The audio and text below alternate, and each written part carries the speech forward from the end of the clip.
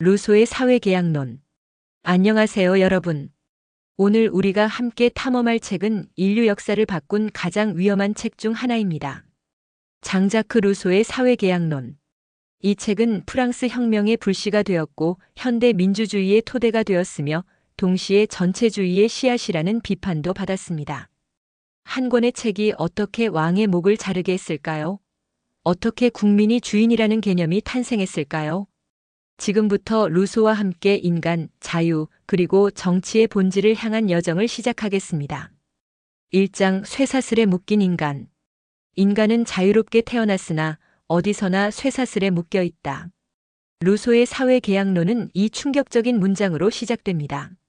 1762년 이 책이 출간되었을 때 유럽은 왕과 귀족이 지배하는 세상이었습니다. 대부분의 사람들은 태어날 때부터 신분이 정해져 있었고 평생 그 굴레에서 벗어날 수 없었죠. 루소는 이런 세상에 대고 외칩니다. 여러분은 원래 자유로웠습니다.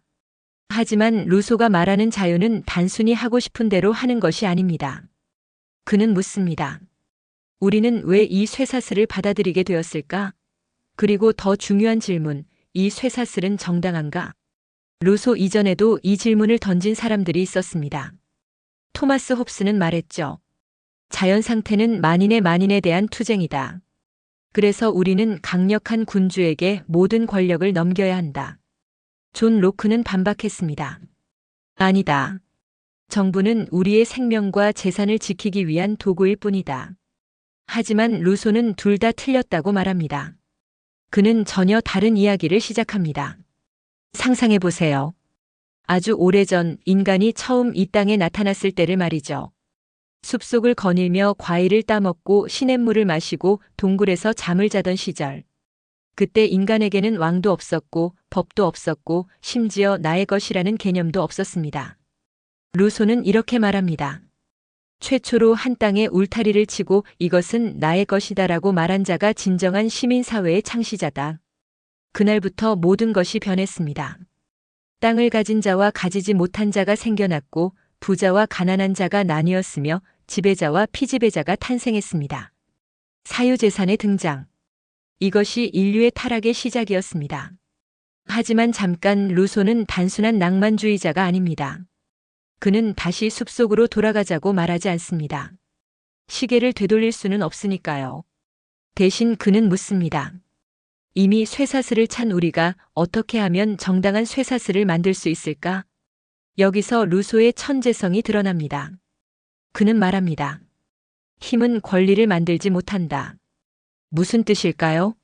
강도가 칼을 들이대며 지갑을 내놓으라고 할 때 당신은 어쩔 수 없이 복종할 수 있습니다. 하지만 그렇다고 강도에게 당신의 지갑을 가질 권리가 생기는 건 아니죠. 마찬가지로 왕이 군대를 가지고 있다고 해서 백성을 다스릴 권리가 자동으로 생기는 것은 아닙니다. 루소는 이렇게 당시의 절대왕정을 정면으로 부정합니다. 그렇다면 정당한 권력은 어디서 나올까요? 루소의 답은 간단하지만 혁명적입니다. 오직 합의에서만 나온다. 사람들이 자발적으로 동의했을 때만 권력은 정당성을 갖습니다. 이것이 바로 사회계약의 핵심입니다.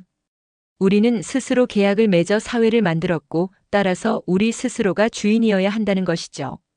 1762년 유럽의 왕들이 이 책을 읽었을 때 느꼈을 공포를 상상해 보세요. 루소는 방금 왕권 신수설의 뿌리를 뽑아버렸습니다. 신이 왕을 선택했다고. 아니다, 국민이 선택한다. 이 생각은 너무나 위험해서 사회계약론은 곧바로 금서가 되었고 루소는 도망자 신세가 되었습니다. 하지만 책은 이미 퍼져나가기 시작했습니다. 지하에서 몰래 손에서 손으로. 27년 후 프랑스 혁명이 일어났을 때 혁명가들의 손에는 루소의 책이 들려 있었습니다. 2장 일반 의지라는 수수께끼. 자, 이제 루소 사상의 가장 중요하면서도 가장 논란이 많은 개념을 만날 차례입니다. 바로 일반 의지입니다. 루소는 말합니다. 사회계약을 통해 우리는 각자의 권리와 자유를 공동체에 양도합니다. 하지만 이것은 자유를 포기하는 것이 아닙니다. 오히려 진정한 자유를 얻는 것이죠. 어떻게 그럴 수 있을까요? 여기 모순이 있어 보입니다. 루소는 이렇게 설명합니다. 우리가 공동체에 양도하는 것은 우리의 특수의지입니다. 특수의지란 각자의 개인적 이익, 사적인 욕망을 말합니다. 철수는 세금을 적게 내고 싶어 하고 영희는 자기 동네에만 도로를 깔고 싶어 합니다. 이것이 특수의지입니다. 하지만 모두가 함께 모여 공동체 전체의 이익을 생각할 때 거기서 나오는 것이 일반의지입니다. 일반의지는 공동체 구성원 모두에게 좋은 것, 공동선을 지향합니다. 루소는 강조합니다. 일반의지는 단순히 개인의지들을 모아놓은 것이 아니라고. 만약 우리가 각자의 이익을 모두 더한다면 그것은 전체의지일 뿐입니다. 일반의지는 그보다 더 높은 차원의 것입니다. 예를 들어볼까요? 한 도시에서 새로운 공원을 만들지 투표를 합니다. 공원 근처에 사는 사람들은 찬성하고 먼 곳에 사는 사람들은 자기 세금으로 왜 남의 동네에 공원을 만드냐며 반대합니다. 이런 투표는 특수의지들의 충돌일 뿐입니다. 하지만 만약 모든 시민이 우리 도시 전체에 무엇이 가장 좋은가? 라고 생각하며 투표한다면, 개인의 이익이 아니라 공동체의 선을 생각한다면, 그때 나오는 결정이 일반의지입니다. 아름다운 개념처럼 들립니다. 하지만 여기서 문제가 시작됩니다. 첫째, 일반의지는 누가 판단하나요? 루소는 말합니다. 일반의지는 항상 옳고 항상 공공의 이익을 지향한다고. 그렇다면 만약 당신이 어떤 법에 반대한다면 당신은 일반의지를 잘못 이해한 것일까요? 루소는 더 나아가 이렇게 말합니다. 일반의지에 복종하는 것이야말로 진정한 자유다. 잠깐 뭐라고요? 복종이 자유라고? 루소의 논리는 이렇습니다. 당신이 사회계약에 참여했을 때 당신은 일반의지에 따르기로 합의한 것입니다. 따라서 일반의지에 따르는 것은 당신 자신의 결정에 따르는 것이고 자기 자신에게 복종하는 것이야말로 자유라는 것이죠. 여기서 루소는 유명한 그리고 악명 높은 문장을 남깁니다. 일반의지를 거부하는 자는 자유롭도록 강제될 것이다. 자유롭도록 강제한다? 이게 무슨 말일까요? 루소는 진지합니다. 만약 어떤 사람이 공동체의 결정을 거부한다면 그 사람은 자신의 진정한 이익을 잘못 이해하고 있는 것입니다. 따라서 그를 올바른 길로 강제하는 것은 사실상 그를 해방시키는 것이라고 루소는 주장합니다. 2세기가 넘는 시간 동안 학자들은 이 문장을 놓고 논쟁해 왔습니다. 어떤 이들은 이것이 전체주의의 씨앗이라고 비판합니다. 스탈린과 마오쩌둥도 인민을 자유롭게 하기 위해 강제하지 않았던가요? 하지만 루소를 옹호하는 사람들은 말합니다. 루소가 말한 것은 법의 지배입니다. 우리가 함께 만든 법을 따르는 것, 그것이 자유라는 것이죠. 빨간 불에 멈추는 것은 억압이 아니라 모두의 안전을 위한 합의입니다. 진실은 아마 그 중간 어딘가에 있을 것입니다. 루소의 일반의지 개념은 깊은 통찰과 위험한 가능성을 동시에 품고 있습니다. 그렇다면 일반의지는 실제로 어떻게 발견될까요? 루소의 답은 명확합니다. 직접민주주의. 3장 주권은 양도될 수 없다. 루소는 단호하게 선언합니다. 주권은 양도될 수 없다. 무슨 뜻일까요? 18세기 유럽에서는 대부분 의회 제도가 있었습니다. 영국에는 이미 의회가 있었고 국민들은 대표자를 선출했죠. 존 로크 같은 사상가들은 이것을 훌륭한 제도라고 생각했습니다. 하지만 루소는 정면으로 반박합니다. 영국 국민은 자유롭다고 생각하지만 그것은 큰 착각이다. 그들은 선거 기간 동안만 자유롭다. 의원을 선출하는 순간 그들은 다시 노예가 된다. 충격적인 발언입니다. 루소는 대의민주주의를 근본적으로 거부합니다. 그가 보기에 주권, 즉 국민의 권력은 절대로 다른 사람에게 넘겨질 수 없습니다. 왜일까요? 루소의 논리는 이렇습니다. 일반의지는 공동체 전체의 의지입니다. 그것은 개인들이 직접 모여 토론하고 결정할 때만 형성됩니다. 만약 당신이 다른 사람에게 투표권을 위임한다면 그 사람은 당신의 특수의지를 대변할 수는 있어도 일반의지를 대변할 수는 없습니다. 루소는 말합니다. 의지는 대표될 수 없다. 당신의 의지는 당신 것입니다. 다른 사람이 당신을 대신해서 원할 수는 없는 일이죠. 따라서 루소가 상상하는 이상적인 정치 체제는 고대 아테네나 로마 공화국의 민회 같은 것입니다. 모든 시민이 광장에 모여 직접 법을 만들고 결정하는 것이죠. 루소는 인정합니다. 이것은 작은 국가에서만 가능하다고. 그는 자신의 조국 제네바나 고대 도시 국가들을 염두에 두고 있었습니다. 큰 나라에서는 어떻게 하냐고요? 루소는 사실상 큰 나라는 진정한 민주주의를 실현할 수 없다고 생각했습니다. 하지만 여기서 흥미로운 역설이 나타납니다. 루소의 사상은 결국 프랑스 혁명에 가장 큰 영향을 미쳤습니다. 당시 프랑스는 유럽에서 가장 큰 나라 중 하나였죠. 그리고 혁명가들은 루소의 이름을 외치며 공포 정치를 펼쳤습니다. 로베스피에르는 루소의 열렬한 추종자였습니다. 그는 자신이 일반 의지를 대변한다고 믿었고 일반 의지에 반대하는 자들은 인민의 적으로 규정했습니다. 기요틴은 그들을 자유롭게 만들었죠. 영원히. 이것이 루소의 의도였을까요? 아마 아니었을 것입니다. 하지만 아이디어는 때때로 그것을 낳은 사람의 의도를 넘어서 자라납니다. 루소는 또한 주권이 분할될 수 없다고 주장합니다. 몽테스키웨는 권력 분립을 주장했습니다. 입법, 행정, 사법을 나누어서 견제와 균형을 이루어야 한다고. 하지만 루소는 반대합니다. 주권은 하나입니다. 그것은 국민 전체의 것이고 쪼개질 수 없습니다.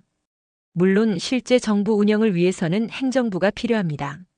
하지만 그것은 주권자인 국민의 단순한 집행기관일 뿐입니다. 루소는 정부를 주권자의 하인이라고 표현합니다. 정부는 국민이 결정한 일반 의지를 실행하는 도구일 뿐이죠. 만약 정부가 제 역할을 못한다면 국민은 언제든지 그 정부를 해산시킬 수 있습니다. 이 생각도 혁명적이었습니다. 당시 유럽에서 정부는 신성한 것이었습니다. 왕은 신의 대리인이었죠. 하지만 루소는 말합니다. 아니다. 정부는 그저 도구일 뿐이다. 망가진 도구는 버리고 새 것을 쓰면 된다. 1789년 프랑스 국민은 바로 그렇게 했습니다. 하지만 루소의 주권론에는 또 다른 문제가 있습니다. 만약 주권이 국민 전체의 것이고 일반 의지가 항상 옳다면 소수의 권리는 어떻게 될까요? 루소는 이렇게 답합니다. 일반 의지는 모두의 이익을 추구하므로 소수를 탄압하지 않는다고. 하지만 역사는 우리에게 다른 것을 보여줍니다. 인민의 이름으로 자행된 탄압들을 말이죠.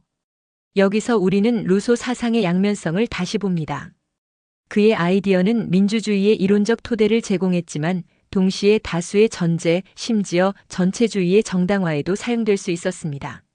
4장 시민종교와 공동체. 루소의 사회계약론 마지막 부분에는 가장 논란이 많은 장이 하나 있습니다. 바로 시민종교에 관한 장입니다. 루소는 묻습니다. 강한 공동체를 만들기 위해서는 무엇이 필요한가? 단순히 법과 제도만으로 충분한가? 그의 답은 아니오입니다. 사람들을 하나로 묶으려면 공통의 신념, 공유된 가치, 그리고 어떤 종류의 시민 종교가 필요하다고 루소는 주장합니다. 하지만 루소는 기존의 기독교를 비판합니다. 그가 보기에 기독교는 너무 개인주의적이고 내세 지향적입니다.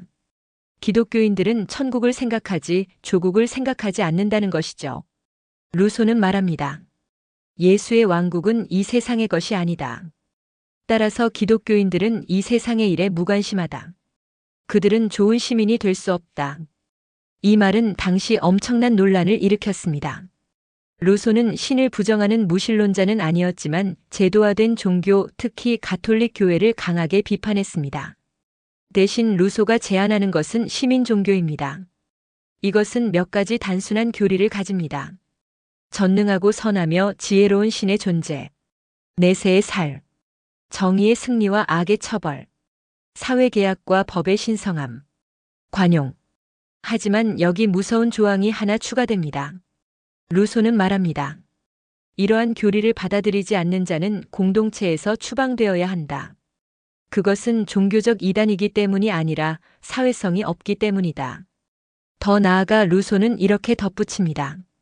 만약 누군가 이러한 교리를 공적으로 인정한 후에 그것을 믿지 않는 것처럼 행동한다면 그는 사형에 처해져야 한다.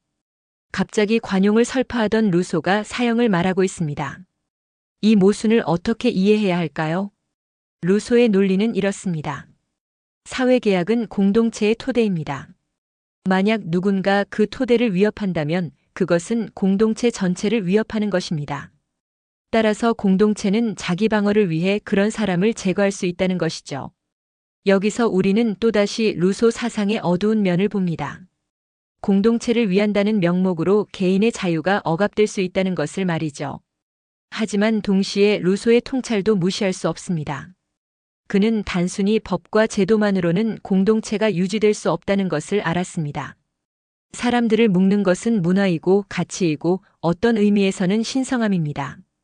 현대 민주주의 국가들도 이것을 압니다. 국기에 대한 경례, 국가 재창, 현충일의 묵념. 이런 것들은 모두 일종의 시민종교 의식입니다. 미국의 시민종교에 대한 연구도 실제로 있습니다. 루소가 제안한 것은 과격했지만 그가 본 문제는 실제했습니다.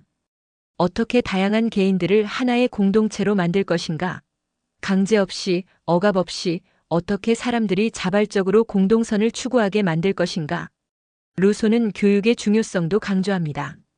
그의 또 다른 저작 에밀은 교육론입니다. 루소는 믿었습니다.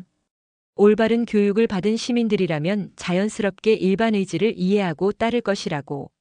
하지만 역사는 또다시 우리에게 경고합니다. 올바른 시민을 만들기 위한 교육은 쉽게 세뇌로 변질될 수 있습니다. 20세기의 전체주의 국가들은 모두 새로운 인간을 만들기 위한 교육을 강조했습니다. 루소의 시민종교 개념은 그의 사상 중에서 가장 비판받는 부분입니다. 하지만 동시에 가장 정직한 부분이기도 합니다. 루소는 자신의 체제가 작동하기 위해서는 단순히 제도만으로는 부족하다는 것을 알았습니다. 사람들의 마음을 변화시켜야 한다는 것도 알았죠. 문제는 마음을 변화시키는 것과 마음을 통제하는 것 사이의 경계가 매우 얇다는 것입니다. 5장 작은 조국에 대한 꿈. 루소는 대국을 불신했습니다. 그가 이상적으로 생각한 것은 작고 긴밀한 공동체였습니다. 그는 자주 고대 스파르타나 로마 공화정 초기, 그리고 자신의 조국 제네바를 예로 들었습니다. 왜 작은 국가였을까요? 첫째, 직접 민주주의는 작은 규모에서만 가능합니다. 모든 시민이 한자리에 모일 수 있어야 하니까요. 루소가 살던 시대에는 인터넷도 전화도 없었습니다. 민주주의는 물리적으로 모이는 것을 의미했습니다. 둘째, 루소는 시민들 사이의 친밀함을 중요하게 생각했습니다. 작은 공동체에서는 서로가 서로를 압니다. 이웃이 누구인지 무엇을 하는지 알죠. 이런 친밀함이 공동체 의식을 만든다고 루소는 믿었습니다. 셋째, 작은 국가는 평등을 유지하기 쉽습니다. 루소는 극단적인 부의 불평등을 싫어했습니다. 누구도 다른 사람을 살 만큼 부자여서는 안 되고 누구도 자신을 팔아야 할 만큼 가난해서도 안 된다고 그는 썼습니다. 큰 국가에서는 불평등이 심화됩니다. 거대한 부를 축적할 기회가 많고 권력의 중앙 집중화가 일어나기 쉽죠. 하지만 작은 공동체에서는 모두가 비슷한 수준의 생활을 유지할 수 있습니다. 루소가 그린 이상향은 어떤 모습일까요? 조그만 산골 마을을 상상해 보세요.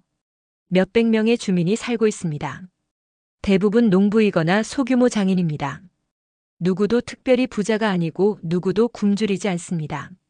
마을 광장에 종이 울리면 모든 성인 남성들이 모입니다. 안타깝게도 루소는 여성의 정치 참여를 인정하지 않았습니다. 그는 18세기 사람이었으니까요. 그들은 마을의 일을 논의합니다. 새로운 다리를 놓을까? 세금을 어떻게 거둘까? 이웃 마을과의 분쟁을 어떻게 해결할까? 토론이 이루어집니다. 모두가 자신의 의견을 말합니다. 하지만 그들은 개인의 이익만을 생각하지 않습니다. 마을 전체에 무엇이 좋은가를 고민합니다. 왜냐하면 그들은 모두 이 마을에서 평생을 살 것이고 그들의 자녀들도 그럴 것이기 때문입니다. 투표가 이루어집니다. 일반 의지가 나타납니다. 결정된 사항은 모두가 따릅니다. 비록 개인적으로는 반대했더라도 그들은 공동체의 결정을 존중합니다. 사람들은 단순하지만 건강한 삶을 삽니다. 사치는 없지만 필요한 것은 모두 있습니다. 그들은 자신들의 일에 자부심을 느낍니다. 누구도 다른 사람의 하인이 아닙니다. 모두가 자유로운 시민입니다. 축제가 있을 때는 모두가 함께 모여 춤추고 노래합니다. 그들은 같은 역사를 공유하고 같은 영웅들을 기억하며 같은 가치를 믿습니다. 이것이 루소의 꿈이었습니다. 아름다운 꿈이죠. 하지만 현실적인 꿈일까요? 루소 스스로도 이것이 쉽지 않다는 것을 알았습니다. 그는 코르시카와 폴란드를 위한 헌법을 요청받아 작성했지만 실제로 채택되지는 못했습니다. 18세기는 이미 국민국가의 시대로 접어들고 있었습니다. 프랑스, 영국, 스페인 같은 거대 왕국들이 유럽을 지배했습니다. 작은 도시국가들은 점점 흡수되거나 주변화되고 있었죠. 그리고 산업혁명이 다가오고 있었습니다. 곧 사람들은 농촌을 떠나 도시로 몰려들 것입니다. 거대한 공장, 거대한 도시, 거대한 국가의 시대가 오고 있었습니다. 루소의 작은 공동체의 꿈은 시대에 뒤떨어진 것이었을까요? 어떤 의미에서는 그랬습니다. 직접 민주주의는 큰 규모에서는 작동하기 어렵습니다. 하지만 다른 의미에서 루소는 우리가 잃어버린 무언가를 지적했습니다. 공동체의 의미, 시민으로서의 자부심, 공동선에 대한 헌신. 이런 것들은 거대한 현대 국가에서 희미해졌습니다. 오늘날 우리는 수백만, 수억 명의 사람들과 함께 살아갑니다. 대부분은 이름도 모르는 사람들입니다. 우리는 투표를 하지만 그것이 정말 우리의 의지를 반영하는지 확신하기 어렵습니다. 우리는 법을 따르지만 그것을 우리가 만들었다는 느낌은 들지 않습니다. 루소가 우리에게 남긴 질문은 이것입니다. 거대한 사회에서도 진정한 민주주의는 가능한가? 익명의 대중 속에서도 시민으로서의 정체성을 유지할 수 있는가? 현대의 일부 사상가들은 루소의 영감을 받아 참여민주주의나 시민민주주의를 제안합니다. 시민들이 더 적극적으로 정치에 참여하고 함께 토론하며 결정을 내리는 것이죠. 또 어떤 이들은 지방자치의 강화를 주장합니다. 중앙정부가 모든 것을 결정하는 것이 아니라 작은 공동체들이 자신들의 일을 스스로 결정하는 것입니다. 어떤 의미에서 이것은 루소적 이상으로의 부분적 회귀입니다. 6장 혁명의 불씨. 1762년 사회계약론이 출판되었을 때 즉시 금서가 되었습니다. 파리에서 책은 불태워졌고 루소는 체포 위협을 받았습니다. 루소는 도망쳤습니다. 스위스로 그 다음엔 영국으로. 그는 평생 안정된 거처를 찾지 못했습니다. 편집증에 시달렸고 친구들과 사이가 틀어졌습니다. 1778년 그는 쓸쓸히 죽었습니다. 하지만 그의 책은 살아남았습니다. 금지되었기 때문에 오히려 더 유명해졌습니다. 사람들은 몰래 읽었습니다. 젊은 지식인들, 변호사들, 학생들. 그들은 루소의 말에 귀 기울였습니다. 인간은 자유롭게 태어났다. 주권은 국민에게 있다. 법은 일반 의지의 표현이다. 이런 생각들은 씨앗처럼 사람들의 마음에 심어졌습니다. 그리고 1789년 드디어 싹이 텄습니다. 프랑스 혁명입니다. 혁명가들의 손에는 루소의 책이 있었습니다. 그들은 루소를 영웅으로 떠받들었습니다. 로베스피에르는 루소의 열렬한 신봉자였습니다. 그는 루소의 무덤을 찾아가 눈물을 흘렸다고 합니다. 만약 당신이 살아계셨다면 우리의 친구가 되었을 것입니다.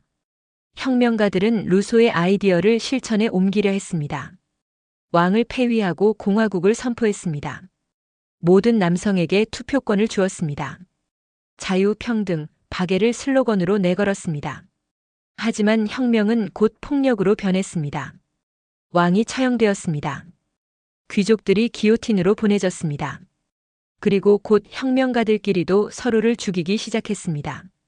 공포정치.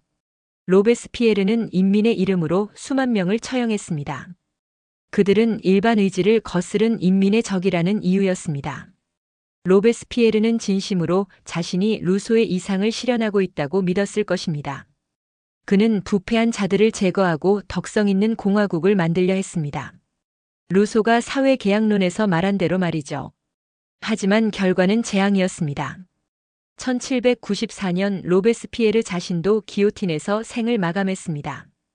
그렇다면 루소에게 책임이 있을까요? 이 질문은 2세기 넘게 논쟁거리였습니다. 어떤 학자들은 루소를 전체주의의 아버지라고 비판합니다. 이사야 벌린 같은 사상가는 루소의 강제된 자유 개념이 스탈린주의로 이어진다고 주장했습니다. J.L. 톨모는 루소를 전체주의적 민주주의의 창시자라고 불렀습니다. 루소가 일반 의지라는 이름으로 개인의 자유를 억압할 수 있는 길을 열었다는 것이죠. 하지만 루소를 옹호하는 사람들도 많습니다. 그들은 말합니다. 루소의 사상을 왜곡한 것은 후대 사람들이지 루소 자신은 폭력을 옹호하지 않았다고. 루소는 작은 평화로운 공동체를 꿈꿨지 피비린내 나는 혁명을 원하지 않았다고. 진실은 복잡합니다. 루소는 혁명을 직접 요구하지 않았습니다. 오히려 그는 정치적 변화는 느리고 신중해야 한다고 생각했습니다. 하지만 동시에 루소는 기존 체제에 대한 근본적 비판을 제공했습니다. 그는 왕권의 정당성을 부정했고 불평등을 비난했으며 인민주권을 선언했습니다. 이런 사상들은 본질적으로 혁명적일 수밖에 없었습니다. 루소의 사상은 양날의 검이었습니다. 한편으로는 민주주의와 자유의 이론적 토대를 제공했습니다. 미국 독립선언서의 모든 인간은 평등하게 창조되었다는 구절도 루소적 사상과 무관하지 않습니다. 다른 한편으로는 전체주의에 악용될 여지도 있었습니다. 인민의 의지라는 이름으로 자행된 억압들이 그 증거입니다. 하지만 이것은 루소만의 문제일까요? 모든 위대한 사상은 양면성을 가집니다. 자유는 방종으로, 평등은 획일화로, 박애는 가부장주의로 변질될 수 있습니다. 중요한 것은 루소의 사상이 던진 질문들입니다. 정당한 권력이란 무엇인가? 진정한 자유란 무엇인가? 개인과 공동체의 올바른 관계는 무엇인가? 이 질문들은 루소가 죽은 지 250년이 지난 지금도 여전히 유효합니다. 7장 현대에 던지는 메시지. 21세기 오늘 루소는 우리에게 무엇을 말해줄까요? 먼저 루소는 민주주의에 대한 근본적인 질문을 던집니다. 우리는 과연 우리 스스로를 다스리고 있는가? 현대 민주주의는 대부분 대의제입니다. 우리는 대표자를 선출하고 그들이 우리를 대신해서 결정합니다. 루소는 이것을 진정한 민주주의로 인정하지 않았습니다. 물론 직접 민주주의는 현실적으로 어렵습니다. 수천만 명의 국민이 모두 모여서 매번 결정을 내릴 수는 없으니까요. 하지만 기술이 바뀌었습니다. 인터넷이 있습니다. 온라인 투표가 가능합니다. 이론적으로는 모든 국민이 실시간으로 의견을 제시하고 투표할 수 있습니다. 일부 국가들은 실제로 이것을 실험하고 있습니다. 스위스는 여전히 국민 투표를 자주 실시합니다. 아이슬란드는 온라인 플랫폼을 통해 국민이 헌법 제정에 참여하게 했습니다. 루소가 옳았을까요? 더 많은 직접 민주주의가 답일까요? 장점은 분명합니다. 국민이 직접 참여하면 정치적 소외감이 줄어듭니다. 사람들은 자신들의 의견이 반영된다고 느낍니다. 정치인들의 부패와 특권도 줄어들 수 있습니다. 하지만 위험도 있습니다. 복잡한 정책 문제를 일반 국민이 모두 이해하고 결정할 수 있을까요? 포퓰리즘의 위험은요? 다수의 폭정은요? 브렉시트가 한 예입니다. 영국 국민은 국민투표로 유럽연합 탈퇴를 결정했습니다. 이것은 직접 민주주의의 승리일까요? 아니면 복잡한 문제를 단순화한 재앙일까요? 사람들은 여전히 논쟁합니다. 루소는 또한 불평등 문제를 제기합니다. 오늘날 부의 불평등은 루소 시대보다 훨씬 심각합니다. 세계 최고 부자 몇 명이 가진 재산이 수십억 사람들의 재산을 합친 것보다 많습니다. 루소는 말했습니다. 극단적 불평등은 자유와 양립할 수 없다고. 매우 가난한 사람은 자신을 팔아야 하고 매우 부유한 사람은 다른 사람을 살 수 있습니다. 이런 상황에서 어떻게 평등한 시민이 될 수 있겠습니까? 현대 복지국가는 어떤 의미에서 루소의 우려에 대한 응답입니다. 누진세, 무상교육, 의료보험. 이런 제도들은 극단적 불평등을 완화하려는 시도입니다. 하지만 충분할까요? 경제적 불평등이 정치적 불평등으로 이어지는 것을 막을 수 있을까요? 부자들이 로비와 정치 자금을 통해 정치를 좌지우지하는 현실을 어떻게 볼 것인가요? 루소는 또한 공동체와 정체성의 문제를 다룹니다. 현대 사회는 점점 더 개인주의적이 되고 있습니다. 사람들은 공동체보다 개인의 권리를 강조합니다. 이것은 좋은 일일까요? 개인의 자유는 확대되었습니다. 우리는 루소 시대 사람들이 상상도 못할 선택의 자유를 누립니다. 하지만 동시에 소외와 고립도 증가했습니다. 사람들은 원자화되어 있습니다. 공동체 의식은 약해졌습니다. 나는 왜 다른 사람들을 신경 써야 하는가? 라는 질문이 대두됩니다. 루소는 대답했을 것입니다. 왜냐하면 우리는 공동체의 일부이기 때문이라고. 우리의 운명은 서로 엮여 있다고. 타인의 복지는 나의 복지와 연결되어 있다고. 코로나19 팬데믹은 이것을 극명하게 보여주었습니다. 바이러스는 개인의 문제가 아니었습니다. 내가 마스크를 쓰는 것은 나만을 위한 것이 아니라 타인을 위한 것이기도 했습니다. 공동체 전체가 협력해야만 극복할 수 있었습니다. 루소가 강조한 일반 의지는 이런 맥락에서 재해석될 수 있습니다. 개인의 이익을 넘어선 공동선에 대한 인식, 우리가 함께 살아가는 존재라는 자각. 물론 이것을 강제할 수는 없습니다. 루소 자신이 보여준 것처럼 강제된 덕성은 폭정으로 이어집니다. 하지만 자발적으로 키울 수는 있을 것입니다. 교육을 통해, 문화를 통해, 그리고 제도를 통해. 8장 루소의 유산과 한계. 루소를 공정하게 평가하려면 그의 업적과 한계를 모두 인정해야 합니다. 먼저 루소의 위대한 공헌들입니다. 첫째, 루소는 국민주권의 이론적 토대를 확립했습니다. 권력은 위에서 아래로 내려오는 것이 아니라 아래에서 위로 올라간다는 생각. 이것은 현대 민주주의의 핵심 원칙입니다. 둘째, 루소는 자유와 평등을 조화시키려 했습니다. 그 이전 사상가들은 대부분 둘 중 하나를 강조했습니다. 홉스는 질서를, 로크는 자유를 우선시했죠. 루소는 진정한 자유는 평등 없이 불가능하다고 주장했습니다. 셋째, 루소는 정치를 도덕의 문제로 끌어올렸습니다. 정치는 단순히 권력의 게임이 아닙니다. 그것은 좋은 삶, 정의로운 사회에 관한 것입니다. 루소는 이 점을 명확히 했습니다. 넷째, 루소는 교육의 중요성을 강조했습니다. 좋은 시민은 저절로 만들어지지 않습니다. 교육을 통해 양성되어야 합니다. 현대 공교육 제도는 어떤 의미에서 루소의 비전을 실현한 것입니다. 하지만 루소의 한계도 분명합니다. 첫째, 루소의 체제는 동질적인 작은 공동체를 전제로 합니다. 하지만 현대 사회는 크고 다양합니다.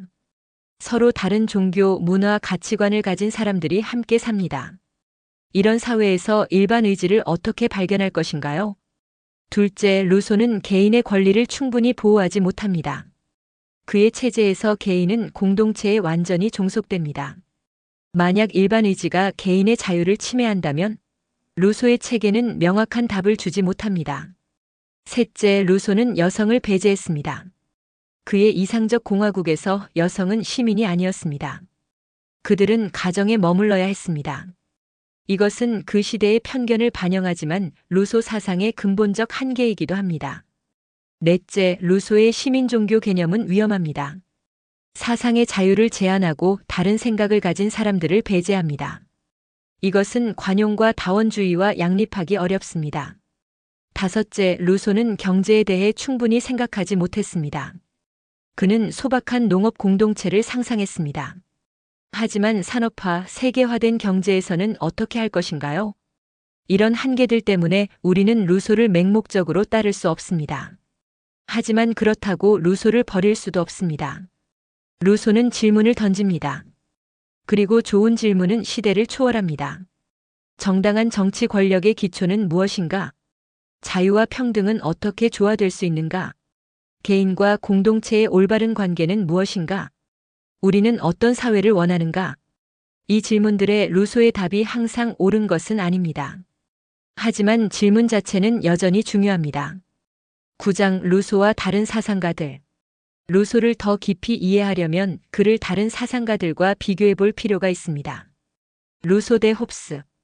토마스 홉스는 리바이어던에서 강력한 주권자의 필요성을 주장했습니다. 홉스가 본 자연 상태는 만인에 대한 투쟁이었습니다. 인간은 본성적으로 이기적이고 폭력적입니다. 따라서 강력한 권력이 질서를 유지해야 합니다. 루소는 정반대로 주장합니다. 자연 상태의 인간은 선하고 평화로웠습니다. 폭력과 악은 사회의 산물입니다. 특히 사유재산과 불평등이 인간을 타락시켰습니다. 홉스에게 주권자는 절대적입니다. 일단 권력을 넘기면 백성은 복종해야 합니다. 하지만 루소에게 주권은 항상 인민에게 있습니다. 결코 양도될 수 없습니다. 루소 대 로크. 존 로크는 루소보다 온건합니다. 로크도 사회개혁론자지만 그의 목표는 제한정부입니다. 정부의 역할은 개인의 생명, 자유, 재산을 보호하는 것입니다. 그 이상도 이하도 아닙니다. 루소는 더 야심찹니다. 그는 단순히 개인의 권리를 보호하는 것을 넘어서 덕성 있는 공동체를 만들고자 합니다. 정부는 단순한 경비원이 아니라 공동선을 실현하는 도구입니다. 로크는 재산권을 신성시합니다. 하지만 루소는 재산권이 불평등의 근원이라고 봅니다. 물론 루소도 재산권을 완전히 부정하지는 않습니다. 하지만 공동체는 극단적 불평등을 막을 권리가 있다고 주장합니다. 루소 대 몽테스키웨. 몽테스키웨는 법의 정신에서 권력 분립을 주장했습니다. 입법, 행정, 사법을 분리해서 서로 견제하게 해야 한다는 것이죠. 루소는 이것을 비판합니다. 주권은 분할될 수 없습니다. 주권은 하나이고 인민 전체의 것입니다. 물론 실무적으로 행정부와 사법부가 필요하지만 그들은 주권자의 하인일 뿐입니다. 몽테스키웨는 현실주의자입니다. 그는 다양한 정치체제를 연구하고 각각의 장단점을 분석합니다. 하지만 루소는 이상주의자입니다. 그는 어떻게 되어야 하는가를 묻습니다. 루소 대 칸트. 임마누엘 칸트는 루소를 깊이 존경했습니다. 칸트는 말했습니다. 루소가 나를 바로 잡아주었다. 루소를 읽기 전 칸트는 지식인의 우월성을 믿었습니다. 하지만 루소를 통해 평범한 사람들의 존엄성을 깨달았습니다. 칸트는 루소의 아이디어를 발전시킵니다. 자율성의 개념이 그것입니다. 진정한 자유는 자기 자신이 세운 법칙에 따르는 것입니다. 이것은 루소의 일반 의지에 복종하는 것이 자유라는 생각과 연결됩니다. 하지만 칸트는 루소보다 개인주의적입니다. 칸트에게 각 개인은 그 자체로 목적입니다. 결코 수단으로 사용될 수 없습니다. 이것은 공동체를 강조하는 루소와는 약간 다릅니다. 루소 대 밀. 존 스튜어트 밀은 자유주의의 챔피언입니다. 그의 자유로는 개인의 자유를 옹호합니다. 밀은 다수의 폭정을 경고합니다. 다수가 소수를 억압할 위험 말이죠. 루소의 일반 의지 개념은 바로 이 위험을 내포하고 있습니다. 만약 일반 의지가 항상 옳다면 반대자들은 어떻게 되는가? 그들은 틀린 것인가? 밀은 말합니다. 절대로 그렇지 않다고. 소수의 의견도 존중받아야 합니다. 오히려 소수 의견이 진실일 수도 있습니다. 토론과 논쟁을 통해서만 진리에 가까워질 수 있습니다. 루소와 밀의 차이는 근본적입니다. 루소는 공동체를, 밀은 개인을 우선시합니다. 루소는 덕성을, 밀은 자유를 강조합니다. 루소 대 마르크스. 카를 마르크스는 루소를 직접 언급하지 않았지만 루소의 영향을 받았습니다. 특히 사유재산이 불평등의 근원이라는 생각 말이죠. 하지만 마르크스는 루소보다 훨씬 급진적입니다. 루소는 사유재산을 제한하려 했지만 완전히 없애려 하지 않았습니다. 마르크스는 사유재산, 특히 생산수단의 사적 소유를 폐지하려 했습니다. 또한 루소는 계급투쟁을 말하지 않았습니다. 그는 조화로운 공동체를 꿈꿨습니다. 하지만 마르크스는 역사를 계급투쟁의 역사로 봅니다. 그럼에도 두 사람은 공통점이 있습니다. 현실에 대한 근본적 비판, 인간 해방에 대한 비전, 그리고 이상사회에 대한 꿈. 이런 비교를 통해 우리는 루소의 위치를 파악할 수 있습니다. 루소는 고전적 자유주의자들 로크, 밀보다 공동체를 강조하지만 전체주의자들보다는 개인을 존중합니다. 루소는 현실주의자들보다 이상주의적이지만 유토피아주의자들만큼 비현실적이지는 않습니다. 루소는 스펙트럼의 중간 어딘가에 있습니다. 그래서 양쪽 모두에게 영감을 주고 동시에 양쪽 모두에게 비판받습니다. 10장 마무리. 루소가 남긴 질문들. 여러분, 우리는 긴 여정을 마쳤습니다. 루소의 사회개혁론을 함께 탐험했습니다. 우리는 무엇을 배웠을까요? 루소는 완벽한 답을 주지 않습니다. 오히려 그는 우리에게 질문을 남깁니다. 그리고 바로 그것이 위대한 사상가의 표시입니다. 우리는 정말 자유로운가? 루소는 말했습니다. 인간은 자유롭게 태어났으나 어디서나 쇠사슬에 묶여 있다. 오늘 우리는 어떤가요? 우리는 투표할 자유가 있습니다. 말할 자유가 있습니다. 하지만 진정으로 자유로운가요? 경제적 불평등이 우리의 선택을 제약하지는 않나요? 거대 기업과 미디어가 우리의 생각을 조종하지는 않나요? 우리는 자유롭다고 느끼지만 어쩌면 보이지 않는 쇠사슬에 묶여 있는 것은 아닐까요? 민주주의는 작동하고 있는가? 루소는 진정한 민주주의는 직접 민주주의라고 했습니다. 오늘 우리의 대의민주주의는 충분한가요? 정치인들은 정말 우리를 대표하나요? 아니면 특정 이익 집단을 대표하나요? 투표율은 떨어지고 있습니다. 사람들은 정치에 냉소적입니다. 이것은 민주주의의 위기일까요? 우리는 어떻게 시민들을 다시 정치 과정에 참여시킬 수 있을까요? 우리는 공동체인가 아니면 개인들의 집합인가? 루소는 공동체를 강조했습니다. 우리는 함께 살아가는 존재이고 공동선을 추구해야 한다고. 하지만 현대 사회는 개인주의적입니다. 나는 왜 타인을 신경 써야 하는가? 코로나19는 우리에게 무언가를 가르쳐 주었습니다. 우리는 연결되어 있다는 것을, 한 사람의 행동이 모두에게 영향을 미친다는 것을. 하지만 팬데믹이 끝나자 우리는 다시 각자의 길로 돌아갔습니다. 기후변화도 마찬가지입니다. 이것은 개인의 문제가 아닙니다. 전 지구적 공동체의 문제입니다. 하지만 우리는 함께 행동하지 못하고 있습니다. 루소라면 뭐라고 했을까요? 평등은 가능한가? 루소는 극단적 불평등을 비판했습니다. 오늘날 불평등은 그 어느 때보다 심각합니다. 상위 1%가 전 세계부의 절반 이상을 소유합니다. 이것은 민주주의와 양립할 수 있나요? 돈이 정치적 영향력을 살 수 있다면 1인 1표는 의미가 있나요? 우리는 어떻게 경제적 평등을 추구하면서도 자유와 효율성을 유지할 수 있을까요? 일반의지는 존재하는가? 루소의 가장 논란 많은 개념 일반의지.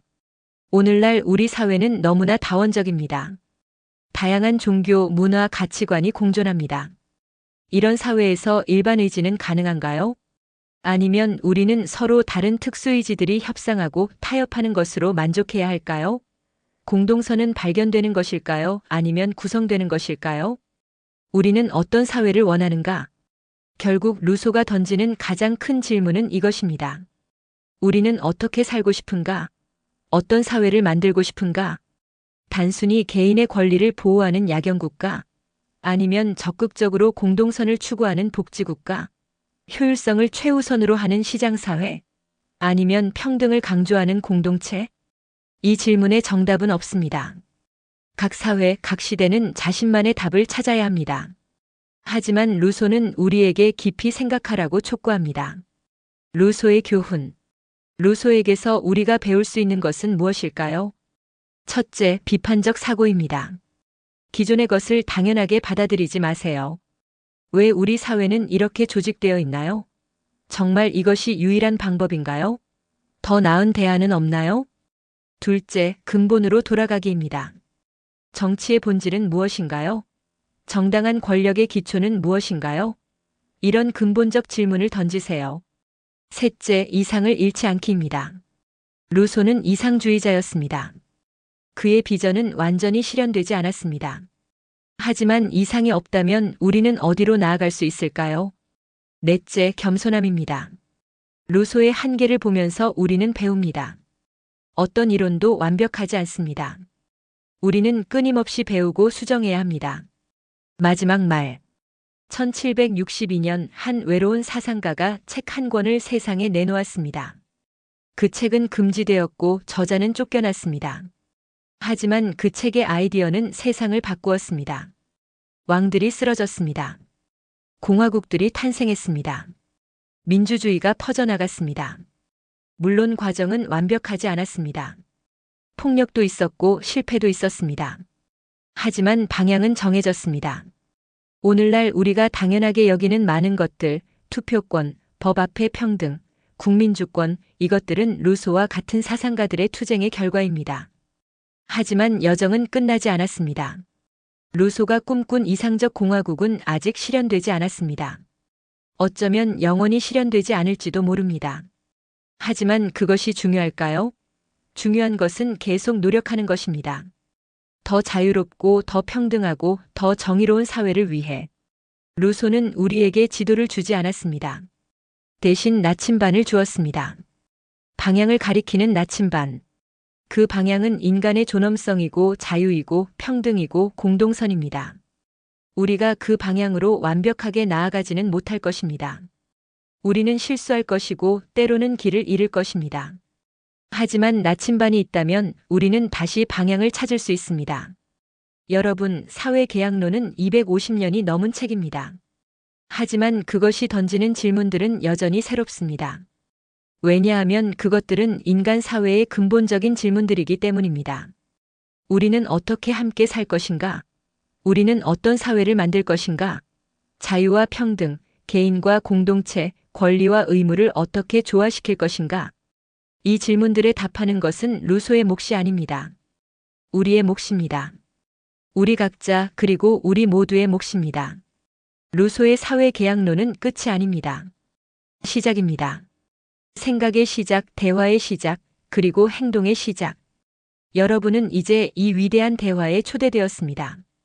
2세기가 넘는 시간 동안 이어져 온 대화에, 그리고 앞으로도 계속될 대화에 어떻게 참여하시겠습니까? 감사합니다.